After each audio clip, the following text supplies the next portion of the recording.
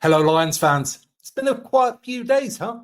Let's get back to the rugby, shall we? And the next game is against the Waratahs in Sydney this Saturday. And in this video, I'm going to talk you through all the team selections, do a quick review of where each team is at, and give you my thoughts and predictions on how the game will unfold. Hello, amateurs. Welcome back to the channel. And I'm going to be here with you throughout the Lions series and beyond. So hit subscribe to follow along.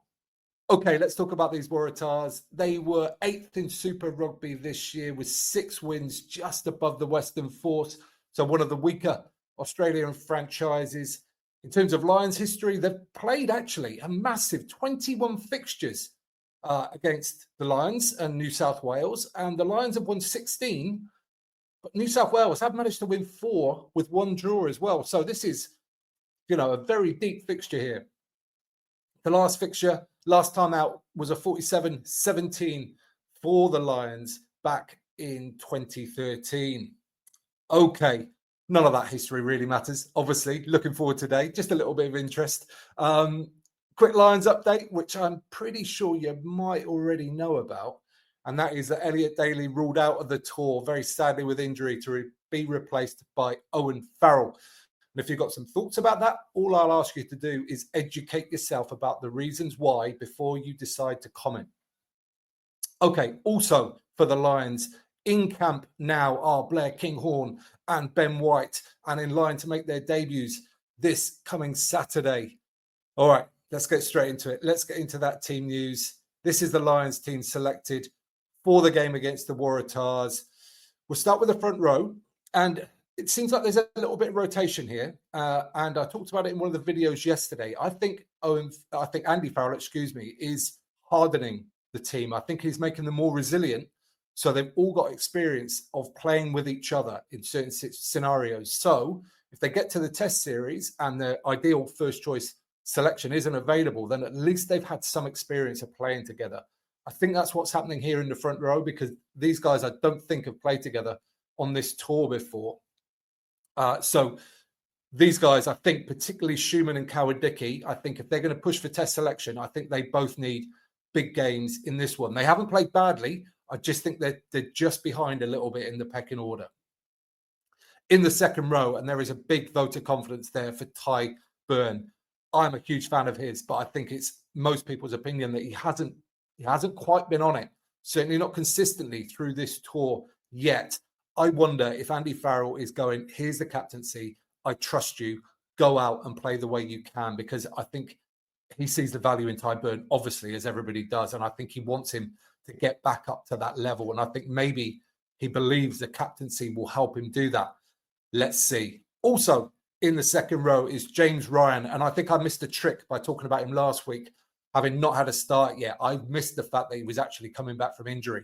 My fault. He's now fully back from injury, and this is his start. So it's his chance to really stake a claim and go after a potential test spot.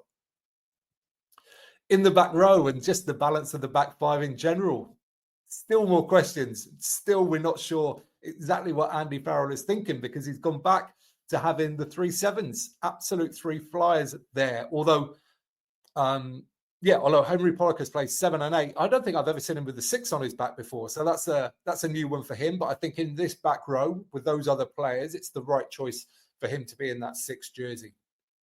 Of course, talking across balance, you've got to look at carrying, you've got to look at scrum, you've got to look at particularly line out across the back 5. And it's 1 fewer line out jumper. Although this week, Henry Pollock has been lauded as a very, very good jumper. And there's a lot of different things that go into being into a good line out jumper.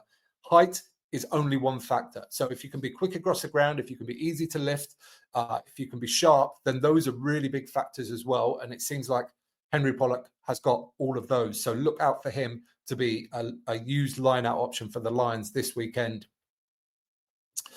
Okay, into the backs, and I am excited about this back line. I think this looks like they could play fast and accurate. I think they got pace on the wings, obviously. Although, actually, neither of these guys are absolute flyers. Kinghorn did play on the wing last weekend in the top 14 finals. So, although he's typically a fullback, he's absolutely at home on the wing as well. But I just see footballers. I see footballers all through this back line. And I think that could be a really beautiful thing when it comes to this game on Saturday. Let's see how these guys can link together and light it up.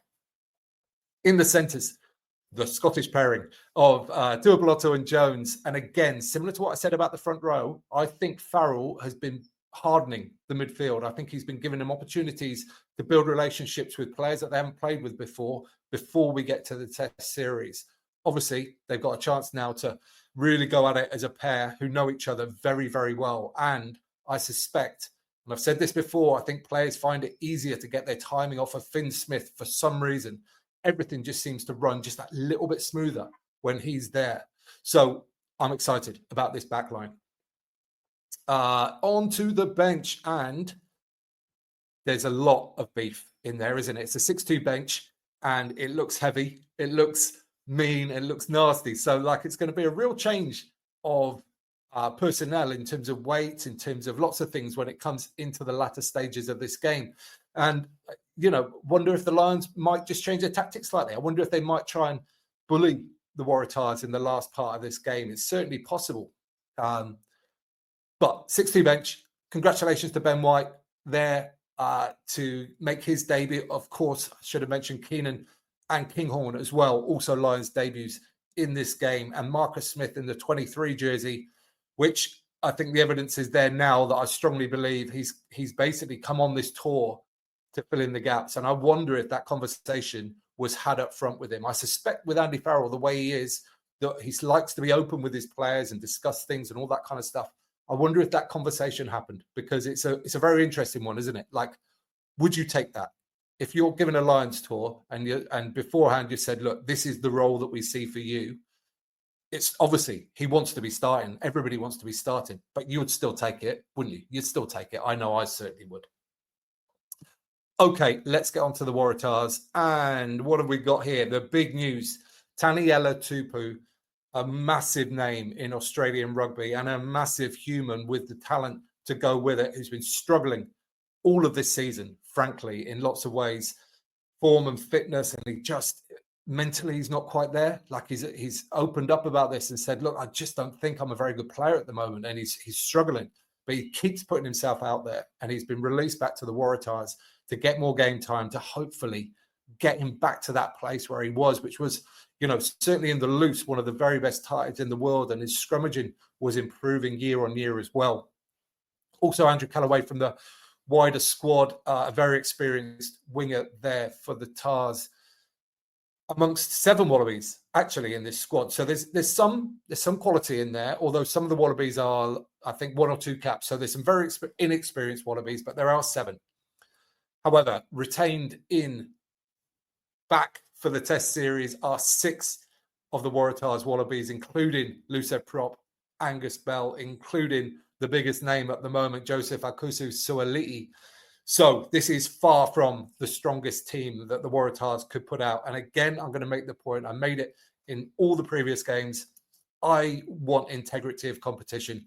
I understand the Wallabies' viewpoint and why they would do what they're doing, but I just think it takes away from the tour. I think it takes away from the potential storylines, and I think it's something that needs to be fixed at a high level for future tours. I think it's such a major factor, and for me as a fan, I'm less excited about seeing this game at the weekend.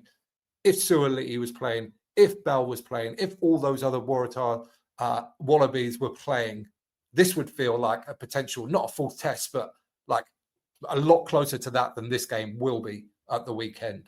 And that's actually almost backed up by Dan McKellar, the Waratahs coach himself, who said this week, we're playing a high-quality Test team, but they've got 2 arms and 2 legs. You've just got to put them under pressure. I mean, he's literally saying we're going to, give it a shot, but, and they're human, which is kind of illustrates the difference in mentality between these 2 teams. So that's something I'd like to see fixed in future tours, and I'm going to carry on beating that drum as long as I get the chance. But just overall for the Lions, and I said it earlier, but I'm excited about this back line. I think the Lions have shown amazing ability in unstructured play. When it's got a little bit loose, when there's been turnovers or kick receipts and things like that, some of the Lions play, I think, has been really, really, really high level.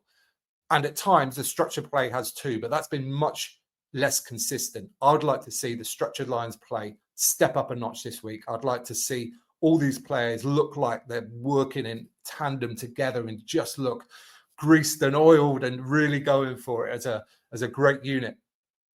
In terms of individuals, I think someone that has certainly got test potential but hasn't shown it yet, particularly because of his versatility, is Ben Earl. And I think he needs to have a big game in this game to really push that cause. And I think at best he'll get a bench spot at the moment, but I think he needs to have a big game against the Waratahs to give himself a chance. Okay, what do you think about this game? Let me know in the comments down below. Would you like to see all those Wallabies included in this game as well? I know I do. Any other players, any other Lions that you think maybe need a big game in this game in particular to really push their cause? Somebody that's maybe just a little bit off it at the moment. And what about the form players as well? Let me know. Who do you think in this team is playing really well and you're excited and you think they will go on and have a really good test series? Let me know in the comments down below. Give this video a thumbs up while you're down there if you don't mind. It helps other people find it. And you can subscribe there. You can watch that one next. And don't forget to get out and play.